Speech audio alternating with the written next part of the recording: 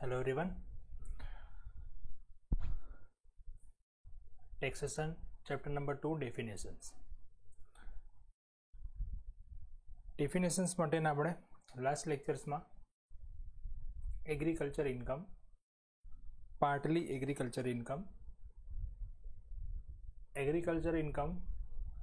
Income derived from land but not treated as agriculture income. આ ટાઈપના agriculture ઇન્કમને લગતા ખૂબ જ અગત્યના ક્વેશ્ચન જોયા હતા. લીગલ પ્રોવિઝન જોઈ, ત્યાર પછી tax planning, tax evasion and tax avoidance એની અલગ અલગ આપણે શોર્ટ નોટ્સ જોઈ હતી. ટેક્સ પ્લાનિંગ એ ખૂબ જ અગત્યની વસ્તુ છે. ટેક્સ પ્લાનિંગ પછી ટેક્સ અવોઇડન્સ એટલે શું છે અને ટેક્સ ઇવેઝન એટલે શું છે એ પણ જોયું હતું. જે ઇલીગલ એક્ટિવિટીઝ છે આપણે કહીએ તે. આજના લેક્ચરમાં હવે આપણે શોર્ટ નોટ બાજુ આગળ જઈશું અને અહીંયા ખૂબ જ અગત્યની ટેક્સ મેનેજમેન્ટને લગતી શોર્ટ નોટ અને એના લગતા પોઈન્ટ્સ જોઈશું અને ચેપ્ટર આપણે આજે ડેફિનેશન્સનું કમ્પ્લીટ કરીશું. આજના લેક્ચરના પોઈન્ટ્સ આપણે જે જોઈશું એ છે ટેક્સ મેનેજમેન્ટ. ટેક્સ મેનેજમેન્ટ અને ટેક્સ પ્લાનિંગ એ બંને વસ્તુ લગભગ સરખી છે, પણ થોડા ઘણા એમાં ફેરફારો છે એ આપણે જોઈશું. બેસિસ અથવા તો factors for proper tax planning. Proper tax planning કરવું હોય તો એને લગતા એના કયા કયા ફેક્ટર્સ આપણે ધ્યાનમાં રાખવા જોઈએ. Essential of tax planning. Tax planning કરવાની જરૂરિયાત શા માટે છે અને કઈ રીતે કરવું જોઈએ એની જુદી જુદી મેથડ્સ, એટલે કે methods of tax planning. Okay, unit 1 ની અંદર આપણા જે 3 ચેપ્ટર છે ને, ચેપ્ટર 1, 2 અને 7, એમાંથી સૌથી વધારે જો ક્વેશ્ચન પૂછાતા હોય ને તો એ આ ચેપ્ટર છે, ચેપ્ટર નંબર 2 ડેફિનેશન્સમાંથી. પેપર સ્ટાઇલ પ્રમાણે આપણે જોયું હતું કે પેપર સ્ટાઇલ પ્રમાણે એક મોટો ક્વેશ્ચન હોય છે 7 માર્ક્સનો અથવા 6 માર્કનો, બરાબર. તો એ ક્વેશ્ચન લગભગ આ ચેપ્ટરમાંથી કવર થશે. ફર્સ્ટ ચેપ્ટર આપણું હતું ઇન્ટ્રોડક્શન, જેમાંથી અગત્યની વસ્તુ હતી ટેક્સની કેલ્ક્યુલેશન, ટેક્સના રેટ્સ, જે તમને લગભગ બધા જ શોર્ટ ક્વેશ્ચનમાં અથવા તો MCQમાં પૂછે છે. અને જે લોંગ ક્વેશ્ચન છે આ યુનિટનો એ આ ચેપ્ટરમાંથી જ કવર કરવામાં આવે છે અને એ અલગ અલગ ટાઈપની ડેફિનેશન્સ છે અને એમાંથી મેં તમને કહ્યું કે 100% એગ્રીકલ્ચર ઇન્કમમાંથી ક્વેશ્ચન તો હોય જ. એટલું ઇમ્પોર્ટન્ટ છે એગ્રીકલ્ચર ઇન્કમ. સાથે જે શોર્ટ નોટ હોય છે 4 માર્કની કે 2 માર્કની, એ શોર્ટ નોટ માટે આજના જે પોઈન્ટ્સ આપણે લાસ્ટ ટાઈમ જોયા હતા tax evasion, tax planning, tax avoidance અને આ જોઈશું એ ટેક્સ મેનેજમેન્ટ, એમાંથી હોઈ શકે, બરાબર છે. તો ટેક્સ મેનેજમેન્ટમાં આપણે શું શીખીશું આગળ જોઈએ આજે.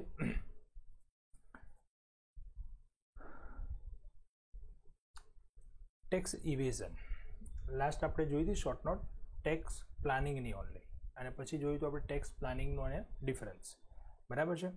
આજે જોઈએ ટેક્સ ઇવેઝન. પહેલાં ટેક્સ ઇવેઝન એટલે શું છે? તો ટેક્સ ઇવેઝન એટલે એવી સિચ્યુએશન છે જ્યાં કોઈ પર્સન છે, એ વ્યક્તિ એની ટેક્સ લાયબિલિટી ઘટાડવાના પ્રયત્ન કરે છે. બટ કઈ રીતે? તો એ કોઈ ખર્ચાઓ જે છે ખરેખર ખર્ચ નથી કર્યો અને ખર્ચ દર્શાવવામાં આવે છે. ઇન્કમ મળી છે પણ જેટલી મળી છે એટલી નથી દર્શાવવામાં આવતી, બરાબર છે. અલગ અલગ ટાઈપ્સના આવા બધા જે ઇલીગલ જે કહી શકીએ આપણે એવા ટ્રાન્ઝેક્શન્સ બતાવી અને ગમે તે રીતે ટેક્સ અવોઇડ કરવો, એને આપણે ટેક્સ ઇવેઝન કહી શકીએ, બરાબર. જો tax evasion refers to a situation where a person tries to reduce his tax liability by deliberately suppressing the income or by inflating the expenditure. ખર્ચાઓ વધારે દર્શાવી દેવા, ઇન્ફ્લેશન કરી દેવું ખર્ચાની અંદર, અને ઇન્કમ સપ્રેસિંગ, છુપાવવી, આવક છુપાવવી, which result into showing of income lower than the actual. જે ખરેખર આવક છે એના કરતાં આવક કેવી દર્શાવે છે? ઓછી. and resorting to various types of deliberate manipulation. ગોટાળા કરવામાં આવે, મેનિપ્યુલેશન એટલે, બરાબર. અસંખ્ય પ્રકારના ગોટાળાઓ કરી દેવામાં આવે જ્યાંથી અહીંથી ઇન્કમ મળી છે પણ ઇન્કમ નથી એવી રીતે દર્શાવી દેવામાં આવે. તો મેં ઉછીના પૈસા લીધા હતા એવું દર્શાવી દેવામાં આવે. લોન તરીકે પૈસા લીધા છે, મારે પાછા આપવાના છે, ખરેખર ઇન્કમ નથી થઈ. બરાબર છે. આ બધી એક્ટિવિટીઝ જે છે અને આ બધી એક્ટિવિટીઝ દ્વારા જે ટેક્સ ઘટાડવામાં આવે, ટેક્સ જવાબદારી ઘટાડવામાં આવે એને કહેવાય tax evasion. And assessee guilty for tax evasion is punishable under the relevant tax law. Tax ઇવેઝનની જે પ્રોસેસ છે, જે સિચ્યુએશન છે એ જે તે કાયદા હેઠળ પનિશેબલ છે. રિલેવન્ટ ટેક્સ લો એટલા માટે કીધું કે આપણે જે વાત કરી છે ને જનરલી ઇન્કમ ટેક્સની વાત કરી છે અત્યારે, પણ આપણે જોયું તો બે ટાઈપના ટેક્સ હોય છે, ડાયરેક્ટ અને ઇનડાયરેક્ટ. તો ડાયરેક્ટ ટેક્સમાં ઇન્કમ ટેક્સ આવે છે, વેલ્થ ટેક્સ આવે છે, ગિફ્ટ ટેક્સ આવે છે. ઇનડાયરેક્ટમાં જીએસટી અને કસ્ટમ ડ્યુટી. તો જે તે પણ ટેક્સની અંદર આ રીતે ટેક્સ ઘટાડવાના પ્રયત્ન કર્યા હોય તો એમને એ ટેક્સ હેઠળ જે પણ સજા રાખવામાં આવી હશે એ એમને લાગુ પડશે. ટેક્સ ઇવેડર જે ટેક્સ ઇવેડ કરે છે, reduces taxable income by one or more of the following steps. A steps પણ દર્શાવેલા છે ઇન્કમ ટેક્સના એક્ટની અંદર કે કયા કયા સ્ટેપ દ્વારા આ કોઈ પણ વ્યક્તિ ટેક્સ ઇવેડની પ્રોસેસ કરી શકે. તો ફર્સ્ટ છે એમાં અનરેકોર્ડેડ સેલ્સ, વેચાણ કર્યું પણ નોંધેલું નથી. આ તમે પણ જોયું હશે, ક્યાંક આપણે જઈએ તો આપણે જનરલી શું કરીએ છીએ, નાની નાની વસ્તુ કંઈક લઈએ ને 200, 500, 1000 રૂપિયાની વસ્તુ, આપણે કોઈ બિલ માગતા નથી, બિલ લેતા નથી. બરાબર, શું કરવું છે, બિલ ઓળખીએ છીએ ને આપણે, ચાલશે. તો તમે બિલ નથી લીધું એનો મતલબ શું કર્યો કે હવે એને એ સેલ્સ બતાવવું કે ના બતાવવું એ વેપારીના હાથમાં છે. પણ જો તમે પાક્કું બિલ લીધું હશે તો એને કમ્પલસરી પછી એ બિલ શો કરવું જ પડે, એટલે કે સેલ્સ દર્શાવવું જ પડે. તો નોર્મલી પ્રેક્ટિસ આ પ્રમાણે ચાલતી હોય છે કે બિલ નથી લેતા કસ્ટમર તો પછી એ સેલ્સ નથી દર્શાવવામાં આવતું, જેથી આપણે ટેક્સ ઓછો ભરવો પડે અને ઇન્કમ ઓછી થઈ જાય. અનરેકોર્ડેડ સેલ. ક્લેમિંગ બોગસ એક્સપેન્સીસ, ખરેખર ખર્ચ થયો જ નથી પણ આપણે ખર્ચ તરીકે એને ક્લેમ કરવું, મતલબ આવકમાંથી એ ખર્ચ આપણે બાદ કરવો. જે પણ બિઝનેસ કરો છો, બિઝનેસ પોતાની જગ્યા છે અથવા તો એ બીજાના નામ પર રજિસ્ટર્ડ કરે છે, તમારા નામ પર રજિસ્ટર્ડ નથી અને તમારે એની માલિકી જેવું જ છે તો પણ આપણે એને રેન્ટ તરીકે પેડ કરીએ છીએ એ પ્રમાણે દર્શાવવામાં આવે. બરાબર છે. બેડ ડેપ્સ, ગાલખાદ નથી થઈ એમ છતાં ગાલખાદ દર્શાવવામાં આવે. લોસ, નુકસાન નથી થયું દર્શાવવામાં આવે. Charging personal expense, travelling expense, medical expense incurred for self or family may be shown in the account books as business expense. ક્યાંક ફરવા ગયા છે ફેમિલી સાથે તો ફરવાનો ખર્ચ, ટ્રાવેલ ટિકિટ જે બુક કરી, બિલ લઈ લીધું ટ્રાવેલિંગનું અને ટ્રાવેલિંગ એક્સપેન્સ દર્શાવી દીધો બિઝનેસમાં. મેડિકલ એક્સપેન્સ, કોઈ ફેમિલી મેમ્બરને હોસ્પિટલમાં એડમિટ કર્યા છે, બિલ લઈ લીધું, મેડિકલ એક્સપેન્સ દર્શાવી દીધો.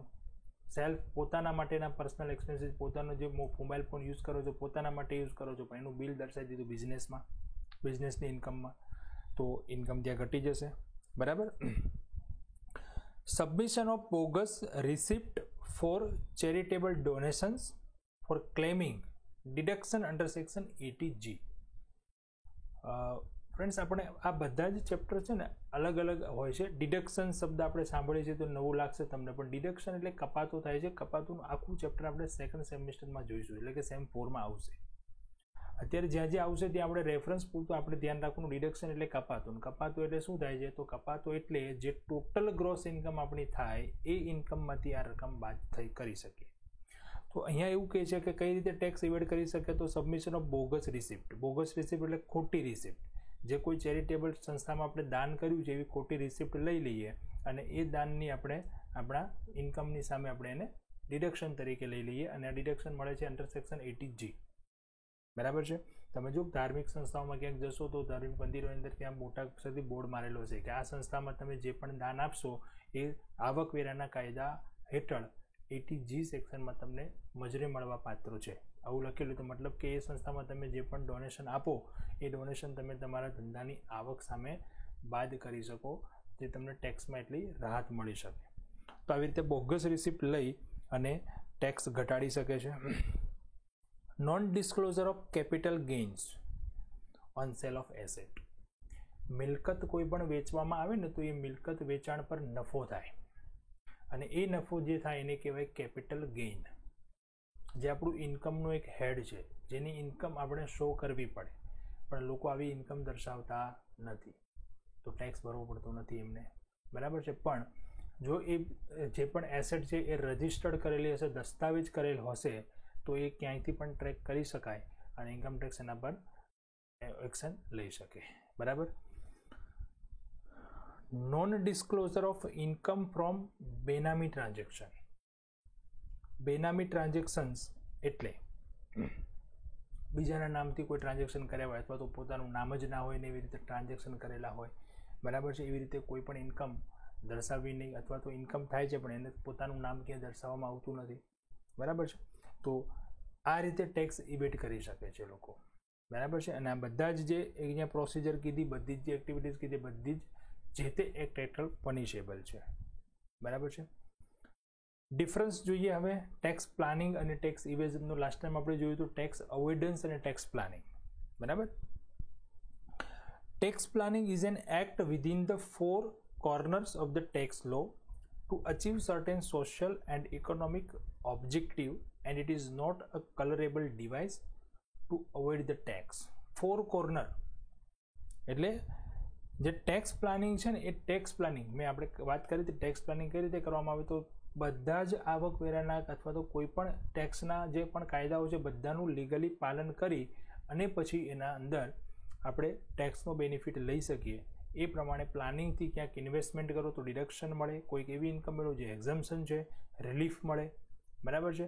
તો આ રીતે બધા જ પાયાનો ઉપયોગ કરી અને આપણે ટેક્સ ઘટાડવાના પ્રયત્ન કરીએ એને કહેવાય ટેક્સ પ્લાનિંગ. તો ટેક્સ પ્લાનિંગ જે છે એના કારણે શું થાય છે, તો ઇકોનોમિક ઓબ્જેક્ટિવ છે, સોશિયલ અને ઇકોનોમિક ઓબ્જેક્ટિવ છે, એનો હેતુ છે કે સોશિયલ લાઈફ એમની સારી બને છે. તમે ક્યાંક ઇન્વેસ્ટમેન્ટ કરી દો છો જે તમને ડિડક્શન તરીકે મળે છે, તો ઇન્વેસ્ટમેન્ટ કર્યું તો તમારી ઇન્કમ તમારી જ પાસે રહે છે, ગવર્મેન્ટને આપણે ટેક્સ ભરવો પડતો નથી. જે તે સમયે ઇન્વેસ્ટમેન્ટ આપણે પાછું લઈશું ત્યારે આપણે એમાંથી આપણે સમાજ માટે કે આપણા માટે વાપરી શકીએ છીએ, બરાબર છે. મતલબ જે બ્લેક મની છે એ દૂર થઈ અને વ્હાઇટ મનીની અંદર એ કન્વર્ટ થાય છે, એટલે કોઈ કલરેબલ ડિવાઇસ નથી. જ્યારે ટેક્સ ઇવેઝન જે છે deliberate attempt on the part of taxpayer by misrepresentation of the facts, falsification of accounts including downright fraud. Tax evasion તો ઇલીગલ એક્ટિવિટીઝ છે જે ટેક્સ પેયરની અંદર આ બધી વસ્તુ ક્રિએટ કરે છે, જેના કારણે બ્લેક મની પણ ક્રિએટ થાય છે. એમણે આવક દર્શાવી જ નથી, તો પછી એ આવક નથી દર્શાવી તો એ ક્યાંય જે રકમ મળી છે રકમ ક્યાંય લખી જ નહીં શકે, ક્યાંય દર્શાવી જ નહીં શકે, તો પછી એ થઈ જશે black money. Tax planning is a legal right and a social responsibility. By tax planning certain social and economic objective are achieved. Tax planning એ લીગલી છે, સોશિયલ રિસ્પોન્સિબિલિટી છે, પણ એના માટે પણ ગવર્મેન્ટને થોડીક રાહતો, કપાતો, રિલીફ આ બધું આપવું પડે છે, જેથી કોઈ પણ વ્યક્તિ પોતાની ઇન્કમ પોતાની જ પાસે રાખી શકે એવું પ્લાનિંગ કરી શકે, બરાબર. જ્યારે ટેક્સ ઇવેઝન જે છે એ લીગલ ઓફન્સ, ઓફન્સ એટલે ગુનો બને, લીગલ ગુનો છે, coupled with penalty and prosecution. જે સંકળાયેલી છે પેનલ્ટી પણ ક્યારેક ભરવી પડે, એમ પ્રોસિક્યુશન ક્યારેક જેલની સજા પણ થઈ શકે. Tax planning requires thorough knowledge of the relevant acts, social, economic and political situation of the country. Tax planning કરવું હોય તો ટેક્સ પ્લાનિંગ માટે ખૂબ જ પ્રકારનું નોલેજ જોઈએ છે દરેક એક્ટનું. ઇન્કમ ટેક્સ એક્ટનું નોલેજ જોઈએ, જીએસટી એક્ટનું નોલેજ જોઈએ, ક્યાં ક્યાં કઈ પ્રોવિઝન આપેલી છે જેના દ્વારા આપણે પ્લાનિંગથી ટેક્સ ઘટાડી શકીએ વગેરે વગેરે, બધું જ નોલેજ હોવું જોઈએ. સોશિયલ નોલેજ હોવું જોઈએ, ઇકોનોમિક નોલેજ, આર્થિક પરિસ્થિતિ દેશની શું છે અત્યારે, હાલમાં શું થઈ રહ્યું છે, કંપનીઝના શેરના ભાવ વધઘટ, આ તે બધું જ નોલેજ હોવું જોઈએ. પોલિટિકલ સિચ્યુએશન શું છે, આ બધું નોલેજ હોવું જોઈએ, વાઇડ નોલેજ હોવું જોઈએ. Tax evasion requires misadventure to infringe the law. Tax evasion કરવું હોય તો તમારે કાયદાનો ભંગ ક્યાં કરવો છે અને કઈ રીતે કરવો છે, બસ એનું જ જરૂર છે, બાકી કોઈ નોલેજની જરૂર છે નહીં એમાં. Tax planning helps in economic development of the country.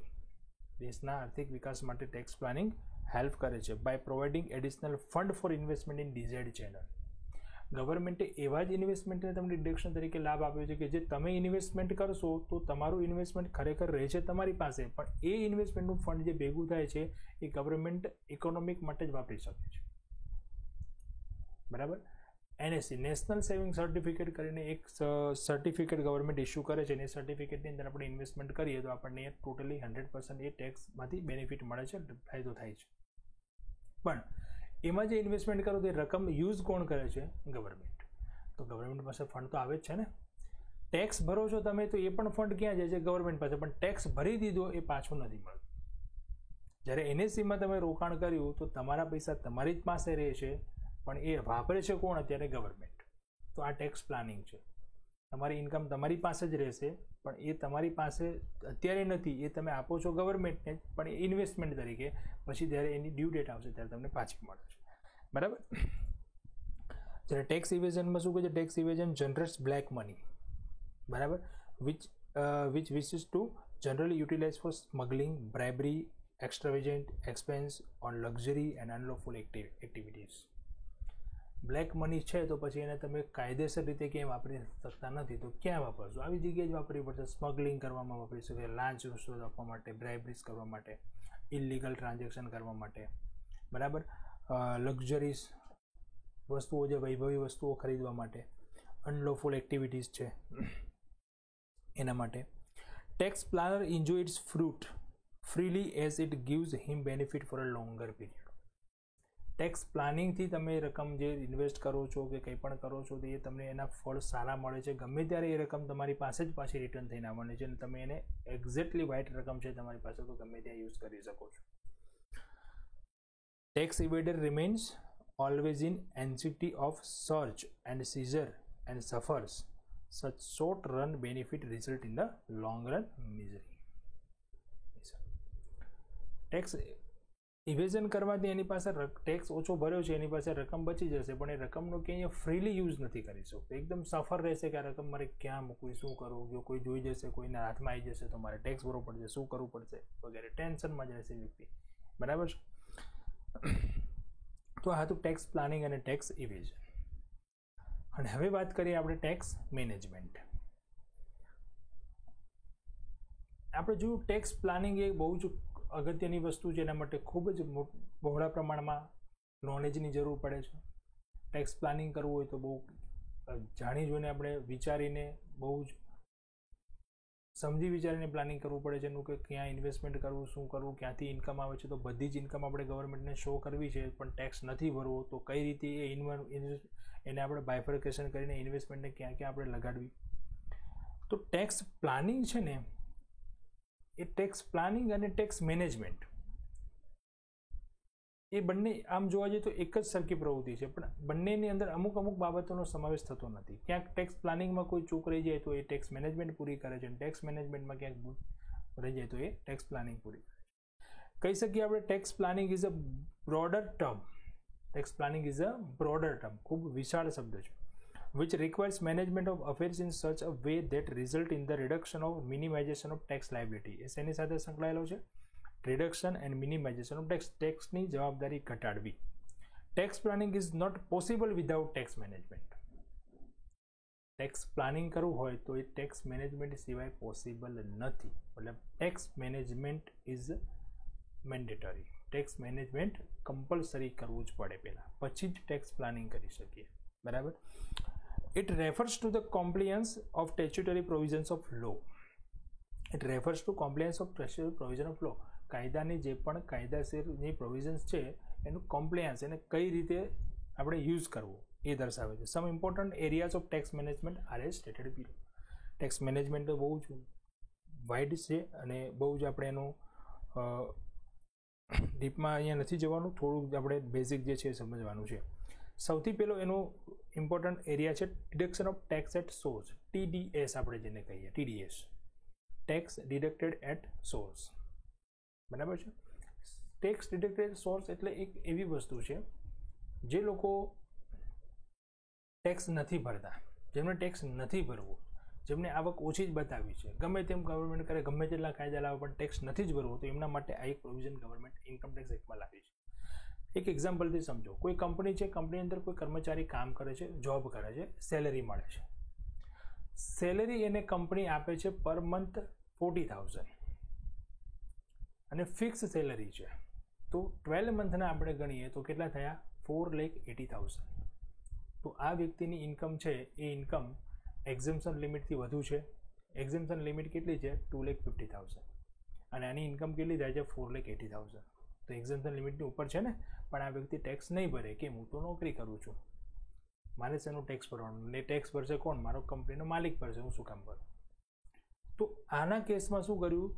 તો આના કેસમાં આના ટેક્સ ભરવાની જવાબદારી ગવર્મેન્ટે કોના પર આપી દીધી? કંપની પર આપી દીધી. કે કંપનીને એવું કીધું તમે એને ઇન્કમ આપો છો, સેલરી આપો છો, તો એનો ટેક્સ તમે ભરો. એ વ્યક્તિ નથી ભરતો તો તમે ભરો. તો હવે કંપની શું કરશે? એ કંપની જ્યારે પણ એને 40,000 રૂપિયા સેલરી આપશે ને, તો 40,000 પૂરેપૂરી નહીં આપે, એમાંથી ટેક્સ બાદ કરી લેશે અને ત્યાંથી જ ટેક્સ બાદ કરી અને સીધી પછી એને ટેક્સ પ્લેસ જ સેલરી આપશે. તો હવે ગવર્મેન્ટને ટેક્સ મળી ગયો. કંપનીને કર્મચારીની જવાબદારી હતી એ પૂરી થઈ ગઈ. કર્મચારી પાસેથી ટેક્સ વસૂલ થઈ ગયો. બરાબર છે. પણ હવે આ વ્યક્તિના કેસમાં શું થાય? તો આ વ્યક્તિના કેસમાં સમજો માને કે દર મહિને કંપનીએ 2,000 રૂપિયા અમાઉન્ટ નક્કી કરી, 2,000 રૂપિયા ટેક્સ તરીકે કાપીને અમે તમને 38,000 સેલરી આપીશું. તો 2,000 ગણીએ તો 12 મંથના કેટલા થઈ ગયા? 24,000. હવે એકચ્યુઅલ આ વ્યક્તિને જ્યારે આપણે કેલ્ક્યુલેશન કરીએ તો 4,80,000 છે, એમાંથી 2,50,000 તો નીલ છે. બાકીના 2,50,000 છે એના પર 5% ટેક્સ લાગે છે અને એ 5% ઉપર ટેક્સ જે લાગે એમાંથી પણ પાછું એને રિબેટનો બેનિફિટ મળે છે, કેમ કે ઇન્કમ 5 લાખથી વધારે નથી. આપણે કેલ્ક્યુલેશનમાં જોયું હતું ઇન્ટ્રોડક્શનના ચેપ્ટરમાં. બરાબર છે. તો ફરી એનું જ્યારે કેલ્ક્યુલેશન કરીને ભાઈ માનો કે એને ટેક્સ ભરવાનો થતો જ નથી, તો એનો ઓલરેડી ટેક્સ જે ગવર્મેન્ટ પાસેથી છે એ એને શું કરવું પડે? પાછો મેળવવો પડે, રિફંડ લેવું પડે. એને કહેવાય આપણે tax deducted at source, TDS. જે TDS રિફંડ લેવું પડે. એ વ્યક્તિ જો એનું ઇન્કમ ટેક્સ રિટર્ન ફાઇલ કરે તો એને આ રકમ એની રિટર્ન મળી શકે. બરાબર. તો આ TDS છે, એટલે કે જ્યાંથી ઇન્કમ થાય છે ત્યાંથી જ પહેલેથી ટેક્સ કાપી લેવામાં આવે. બીજું છે payment of advance tax and self assessment tax. એક ઇન્કમ ટેક્સ એક્ટમાં એક પ્રોવિઝન છે, જે પણ વ્યક્તિને 10,000થી વધારે ટેક્સ ભરવાનો થતો હોય ને વાર્ષિક, તો એ 10,000થી ઉપરનો જેટલો પણ ટેક્સ હોય એ ટેક્સ એને 31 માર્ચ પહેલાં ભરી દેવો પડે. જો 31 માર્ચ પહેલાં ન ભરે તો એના પર એને ઇન્ટરેસ્ટ લાગે. તો એ પેમેન્ટ કરવાનું જે થાય એને કહેવાય એડવાન્સ ટેક્સ. તો એડવાન્સ ટેક્સ ભરી દેવામાં આવે. એનું પણ પ્લાનિંગ મેનેજમેન્ટની અંદર સમાવેશ થઈ જાય. Payment of tax on demand. Income tax A department દ્વારા ક્યારેક ડિમાન્ડ કરવામાં આવે કે તમે આ ટ્રાન્ઝેક્શન તમારા બેંકમાં થયું છે પણ તમે એનો ટેક્સ ભર્યો નથી, તો એ ટેક્સ ભરી દો. તો એ ટેક્સ ભરવામાં આવે. Maintenance of accounts under section 44AA. આ એક સેક્શન છે ઇન્કમ ટેક્સની, જેના પ્રમાણે એના અંદર સૂચનાઓ આપી છે કે કયા બિઝનેસને કઈ રીતના અકાઉન્ટ્સ મેન્ટેન કરવા, રેગ્યુલર અકાઉન્ટ્સ મેન્ટેન કરવા, રેગ્યુલર અકાઉન્ટ મેન્ટેન ના કરવા વગેરે.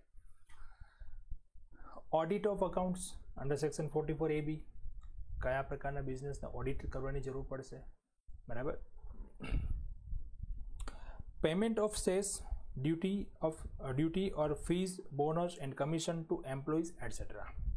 કર્મચારીઓને બોનસ આપવામાં આવે, ફીસ આપવામાં આવે. સેસ એટલે વધારાનો ટેક્સ કહેવાય, જે આપણે એજ્યુકેશન સેસ હતો ને એ પ્રમાણેનો. ડ્યુટી વગેરેનું payment. Furnishing return of income. Income ટેક્સનું રિટર્ન ફર્નિશ કરવું એટલે કે ફાઇલ્ડ કરવું અંડર સેક્શન 139. 139 નંબરની સેક્શન છે, એના આધારે આપણે આ રિટર્ન ફાઇલ કરવું પડે. એટલે કે ડ્યુ ટુ ટાઈમલાઈન, એની જે ટાઈમલાઈન હોય એ ટાઈમલાઈનની અંદર જ ફાઇલ કરી દેવું. Documentation and maintenance of tax files. ટેક્સના બધા જ ડોક્યુમેન્ટ મેન્ટેન કરવા, ફાઇલ્સ મેન્ટેન કરવી વગેરે બધું જ. ક્યારે પણ કોઈ પણ અધિકારી એને પૂછે કે મને આ બતાવો તમે ટેક્સ ભર્યો છે નથી ભર્યો છું, તો તરત જ ફાઇલ રેડી હોય. બરાબર. આ બધું ટેક્સ મેનેજમેન્ટમાં સમાવેશ થાય. Review of order received from tax authorities. Tax authority જ્યારે પણ કોઈને આપણે આના પછીનું ચેપ્ટર જોઈશું ટેક્સ ઓથોરિટીઝમાં કોણ કોણ આવે, એ તમને ક્યારેક ઓર્ડર્સ આપે. બરાબર છે. તો એ ઓર્ડરનું રિવ્યૂ કરવું, શાના માટે ઓર્ડર આવ્યો, શું છે વગેરે.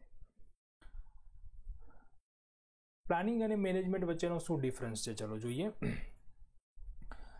તો ટેક્સ પ્લાનિંગનો ઓબ્જેક્ટિવ, મુખ્ય હેતુ શું છે? ટેક્સ મિનિમાઇઝ કરવો, ટેક્સ લાયબિલિટી ઘટાડવી. બરાબર. જ્યારે મેનેજમેન્ટ છે એ મેનેજમેન્ટનો વ્યૂ શું છે, ઓબ્જેક્ટિવ શું છે? Comply with the provisions of income tax law and its allied rules. Comply મતલબ પાલન કરવું. જેટલા પણ ઇન્કમ ટેક્સમાં લોમાં જેટલા પણ નિયમ આપે છે દરેકનું પાલન કરવું અને દરેકને ધ્યાન રાખી અને પછી ટેક્સ ઘટાડવો. બરાબર.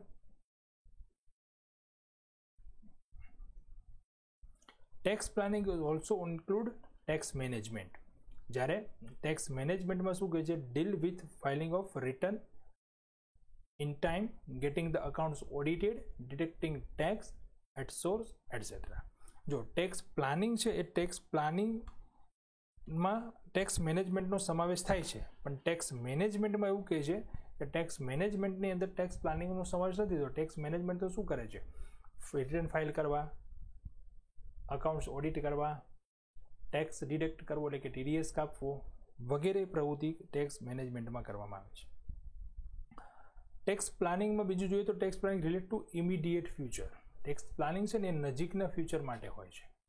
મતલબ 31 માર્ચે વર્ષ પૂરું થયું એનું રિટર્ન્સ આપણે જે ફાઇલ કરતા હોઈએ તો ત્યાં સુધીનો 2-3 સમયગાળાનું ટેક્સ પ્લાનિંગ હોય છે. 2-3 મહિનાનું સમયની અંદર આપણે પ્લાનિંગ કરી દેવાનું કે ભાઈ આ વર્ષે આપણે આટલી ઇન્કમ થઈ છે અને આટલો ટેક્સ ભરવો છે, તો આપણી ઇન્કમને કઈ રીતે પ્લાન કરવી કે જેથી ટેક્સ ઓછો આવે. જ્યારે ટેક્સ મેનેજમેન્ટ શું છે? Tax management relates to past, present and future. Management છે તો બધા સમય માટેનું છે, પાસ્ટ માટેનું છે પણ છે, પ્રેઝન્ટ માટેનું પણ છે અને ફ્યુચર માટેનું પણ છે. કઈ રીતે? જો past assessment proceeding, appeals, revision et cetera. Income tax department જે છે એ આપણે જે ઇન્કમ દર્શાવી એ ઇન્કમનું એસેસમેન્ટ એમના પ્રમાણે કરે છે, અને જો એમને એસેસમેન્ટને આપણા એસેસમેન્ટની અંદર ફરક આવશે તો એ આપણને નોટિસ આપે છે, અને નોટિસ પ્રમાણે આપણે એમને રિપ્લાય કરવો પડે છે. તો ટેક્સ મેનેજમેન્ટમાં આ બધા વસ્તુનો સમાવેશ થાય છે. ભૂતકાળના વર્ષની આપણે કોઈ ઇન્કમ દર્શાવી એનું એસેસમેન્ટ કરીને ઇન્કમ ટેક્સ રિટર્ન્સ ફાઇલ કરી દીધું, ડિપાર્ટમેન્ટને આપણે બધું સોંપી દીધું, અને એ એસેસમેન્ટ એમને આપ્યું, મતલબ કે તમારું એસેસમેન્ટ બરાબર નથી તો ફરીવાર એનું લાસ્ટ એટલે કે પાસ્ટ યરનું આપણે એસેસમેન્ટ કરવું, એને અપીલ્સ કરવી, નોટિસ કરી છે તો નોટિસ આપી છે તો નોટિસના રિપ્લાયમાં આપણે અપીલ કરવી, રિવિઝન કરવું એટસેટ્રા. પ્રેઝન્ટમાં શું કહે છે? તો પ્રેઝન્ટમાં કહે છે filing of income tax return, payment of advance tax એટસેટ્રાનો સમાવેશ થાય. અને ફ્યુચર માટે શું કહે છે?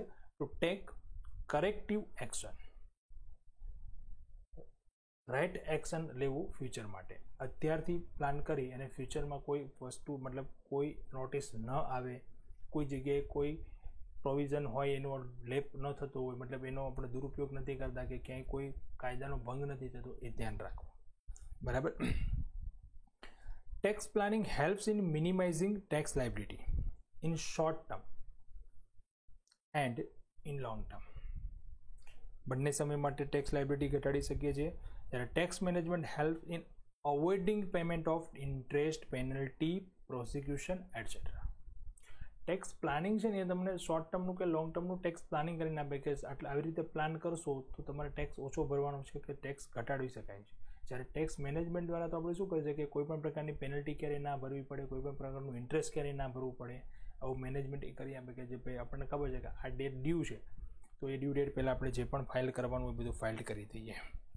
બરાબર. નેક્સ્ટ છે tax planning is optional.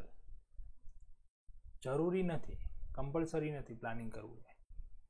Management શું કહે છે? તો tax management is essential, necessary, જરૂરી છે. ઓપ્શનલ નથી, એને ઓપ્શનમાં ના લઈ શકીએ આપણે, ઓપ્શનલ નથી, જરૂરી છે. બરાબર છે. સેકન્ડ પોઈન્ટ હતો આપણો basis factor for proper tax planning. હવે ટેક્સ પ્લાનિંગ કરવા માટેના અગત્યના પોઈન્ટ્સ, કઈ રીતે ટેક્સ પ્લાનિંગ કરી શકાય. બરાબર છે. ફેક્ટર, એના લગતા ફેક્ટર કયા કયા છે.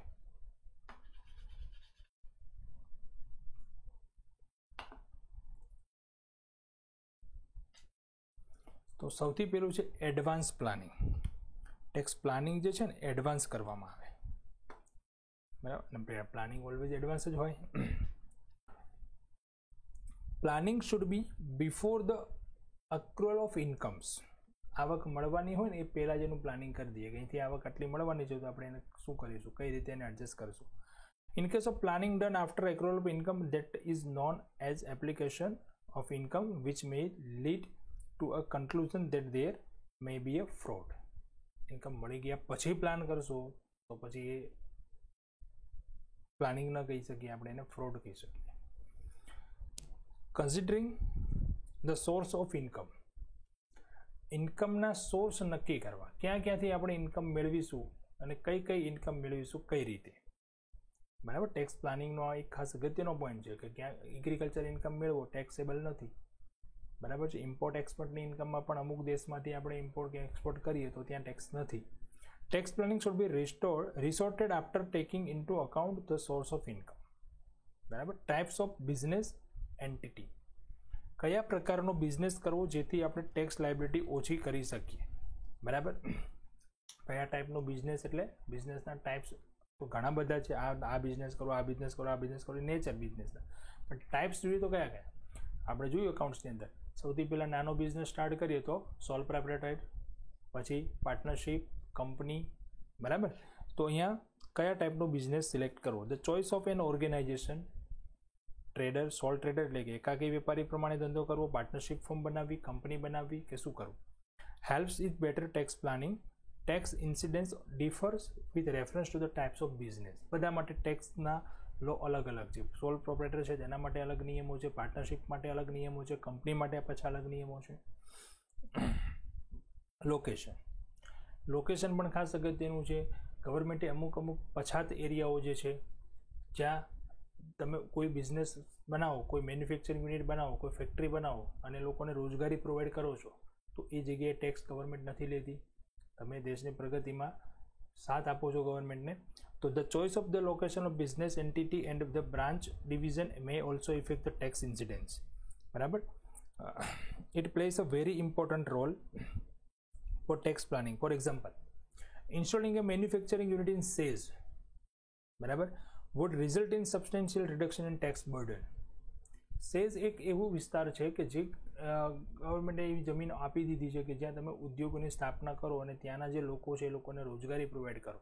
જે લોકો બિલકુલ કામ નથી કરતા, કંઈ નથી, જેમની પાસે કોઈ કામ નથી, તો આવકના સોર્सेस ઊભા થાય છે લોકો માટે, રોજગારીના સોર્सेस ઊભા થાય છે, તો ત્યાં તમારે કોઈ ટેક્સ બર્ડન ઓછું થઈ જાય છે.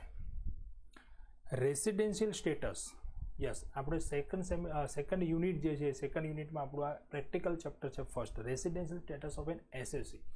એસએસસીનો રહેઠાણનું સ્ટેટસ શું છે, મતલબ એ ઇન્ડિયન છે કે આઉટસાઇડ ઇન્ડિયન છે કે શું છે. બરાબર છે. તો એ ખાસ અગત્યનું છે અહીંયા. Residential status of an assessee, એના માટે એવું કહેવામાં આવે છે કે જો રેસિડેન્શિયલ સ્ટેટસ જે છે ને એ એસએસસીના અલગ અલગ ટાઈપના હોય છે, મતલબ 3 ટાઈપના હોય છે. બરાબર.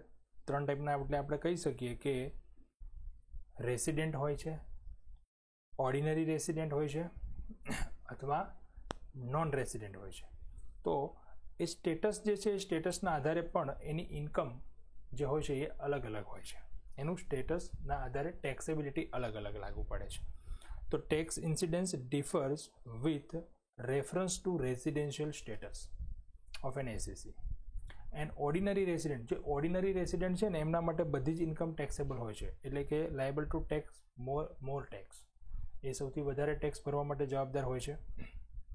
નોન રેસિડેન્ટ હોય છે એના માટે બધી ઇન્કમ ટેક્સેબલ નથી, તો એને ઓછો ટેક્સ ભરવાનો હોય છે, એવું કહી શકીએ આપણે. બરાબર છે. તો સ્ટેટસ છે અગત્યનો પોઈન્ટ છે અહીંયા.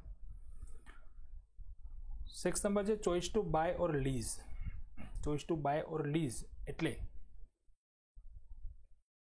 આપણે કહી શકીએ કે બિઝનેસ આપણે સ્થાપના કરવી છે, તો એ બિઝનેસની અંદર જે એસેટની આપણે યુઝ કરવો છે, જે મિલકતોનો ઉપયોગ કરવો છે, એ મિલકતો ખરીદી લેવી કે ભાડેથી લાવવી, તો એના આધારે પણ આપણે ટેક્સ પ્લાનિંગ કરી શકીએ. કઈ રીતે? જો ભાડેથી લાવ્યા હશું આપણે, તો એનું ભાડું જે છે આપણે ખર્ચ તરીકે લઈ શકશું, અને જો એ મિલકત ખરીદીને લાવ્યા હશું તો ખરીદીનો ઘસારો આપણને બાદ મળશે બિઝનેસ ઇન્કમમાંથી.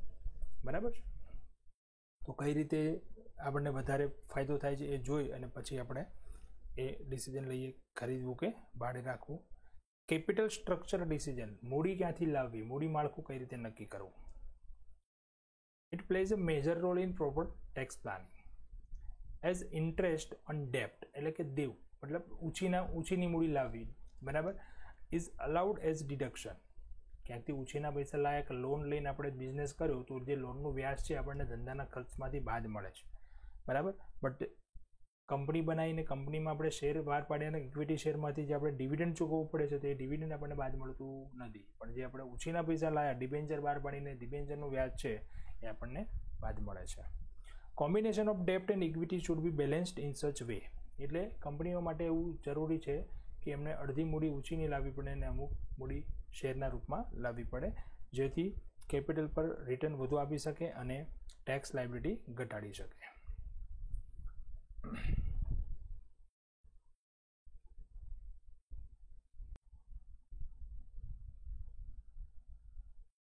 ચલો નેક્સ્ટ પોઈન્ટ હવે જોઈએ આપણે essential of tax planning. Tax planning આપણે જોયું હમણાં જે ડિફરન્સ વખતે જોયું કે ટેક્સ પ્લાનિંગ એ ઓપ્શનલ છે, પણ અહીંયા ટેક્સ પ્લાનિંગની જરૂરિયાતો શું છે એ જોઈએ. First, proper understanding of tax laws and awareness of judgement made through various decision of the tribunals and courts. Tax planning કરવા માટે આ બધી બાબતોની ખાસ જરૂરિયાત છે, નેસેસિટી છે. તો પ્રોપર અન્ડરસ્ટેન્ડિંગ, દરેક કાયદાનું પ્રોપર નોલેજ હોવું જોઈએ. Judgement made through various decision, અમુક કેસના જજમેન્ટના પણ એમને નોલેજ હોવું જોઈએ. ટ્રિબ્યુનલ કોર્ટ્સ શું છે એ બધી બાબતોને એમને ખ્યાલ હોવો જોઈએ. ટ્રિબ્યુનલ્સે અમુક જજમેન્ટ કઈ રીતે આપ્યું છે, અમુક કોર્ટ્સના ડિસિઝન કઈ રીતે આવેલા છે એ બધું નોલેજ હોવું જોઈએ.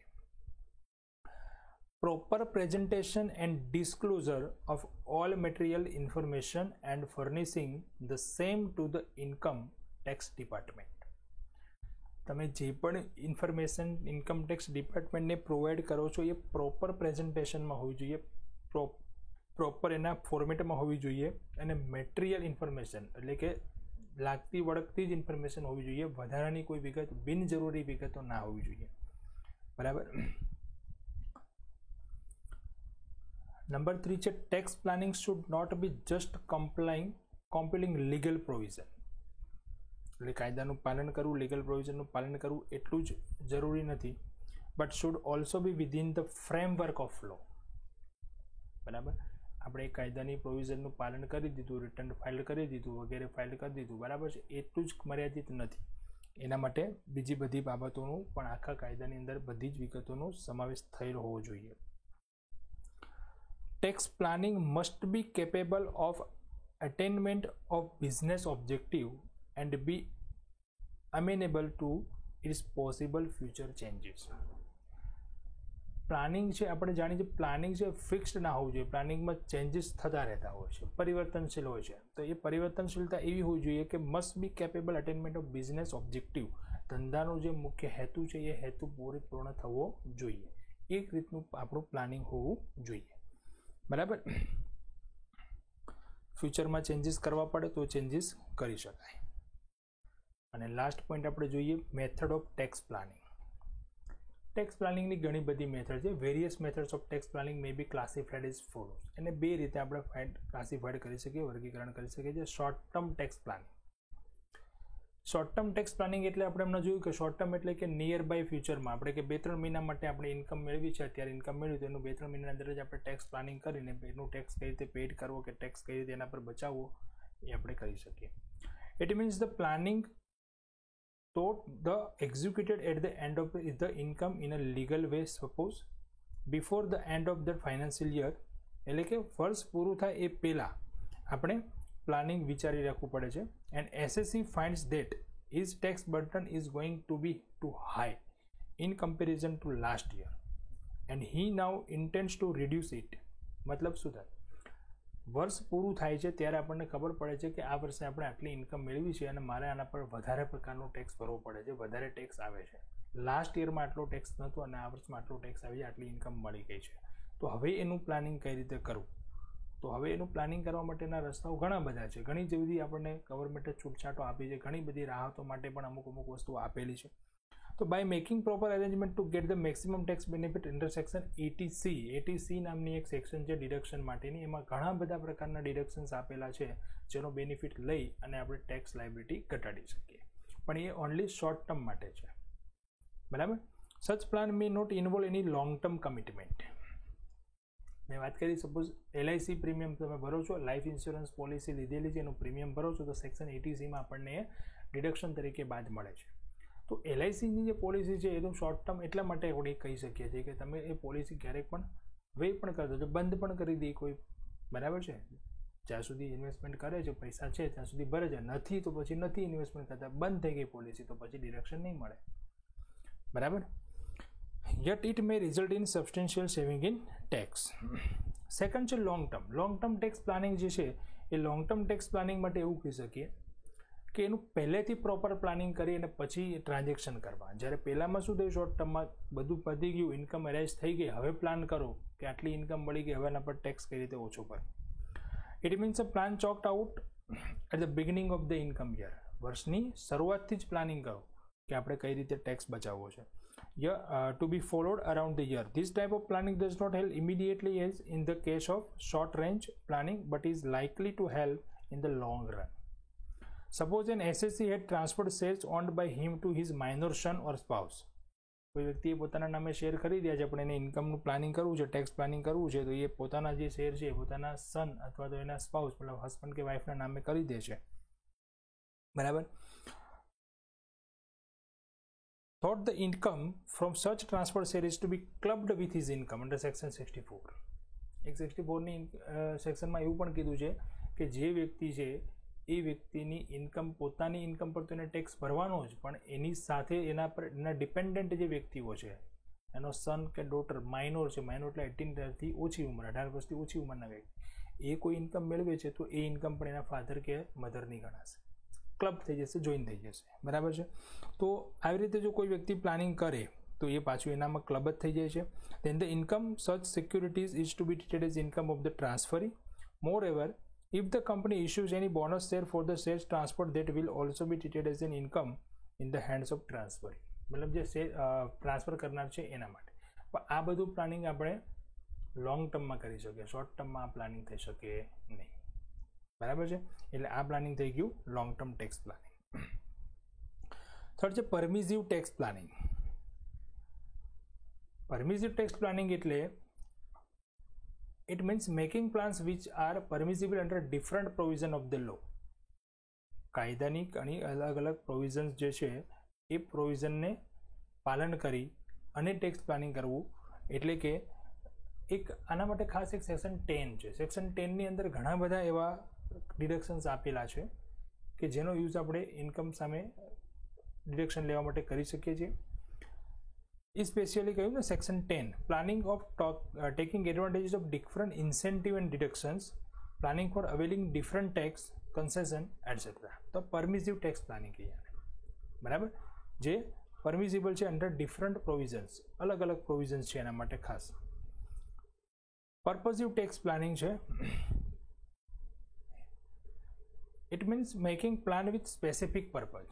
ખાસ હેતુ માટે આપણે કોઈ ઇન્વેસ્ટમેન્ટ કરીએ તો અહીંયા આપણે એનો બેનિફિટ લઈ શકીએ. To ensure the availability of maximum benefit to the assessee through correct selection of investment, making suitable programme for replacement of asset, varying the residential status and diversifying business activities and income etcetera.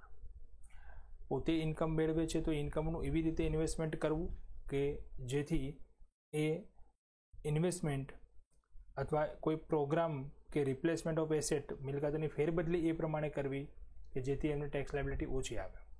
Asset transfer કરીએ તો એના પર જે profit મળે એને capital profit કહેવાય, capital gain કહેવાય. એ પણ બે ટાઈપનો હોય, શોર્ટ ટર્મ, લોંગ ટર્મ. એ કઈ રીતે છે એના માટે આખું એક ચેપ્ટર અલગ આપણે ભણીશું સેમ 4માં. બરાબર. પણ અહીંયા એ પ્લાનિંગ માટે આ રીતે આપણે પ્લાનિંગ કરી શકીએ. ઠીક છે. ચલો, તો આજે આપણે ખાસ અગત્યના પોઈન્ટ્સ જોયા ડેફિનેશન ચેપ્ટરના, અને ડેફિનેશન ચેપ્ટર આપણે અહીંયા કમ્પ્લીટ કરીએ છીએ. અને હવે આપણે સ્ટાર્ટ કરીશું નેક્સ્ટ લેક્ચરમાં ન્યૂ ચેપ્ટર. ત્યાર સુધી આપણે બે ચેપ્ટર જે કમ્પ્લીટ કર્યા એ બંને ચેપ્ટરની દરેક લેક્ચરની સાથે સાથે તમને પીડીએફ ફાઇલ આપવામાં આવે છે, અને એ પીડીએફ ફાઇલની અંદર તમારે રીડિંગ કરવાનું છે. અને પ્લસ એ તમે જો બુકમાં લખીને રીડિંગ કરશો તો બહુ સારું છે. કમ્પલસરી તો હું નહીં કહી શકું, થિયરી સબ્જેક્ટ છે, થોડો કંટાળાજનક લાગશે, બટ ઇમ્પોર્ટન્ટ છે. બધી જ વસ્તુ જાણવા જેવી છે. તો ખાસ આ બધી વસ્તુ રીડ કરજો. એક્ઝામમાં અહીંયા જેટલું પણ તમને કરાવીએ છીએ એના અંદરથી 100% આવવાનું જ છે. બરાબર. અને બધું જ બુક લઈને વાંચવા બેસશો તો આ બધી કોઈ વસ્તુ ખબર નથી પડવાની. એટલે અહીંયા તમને બ્રીફલી અને એકદમ નોર્મલ લેંગ્વેજમાં કરીને આપ્યું છે. તો એ તૈયાર કરવાનું છે દરેકે, અને દરેકે બુકમાં લખીને તૈયાર કરો તો વધારે સારું રહેશે. ઠીક છે. ચલો, મળીએ નેક્સ્ટ લેક્ચરમાં. જય પ્રભુ ટુ ઓલ ઓફ યુ.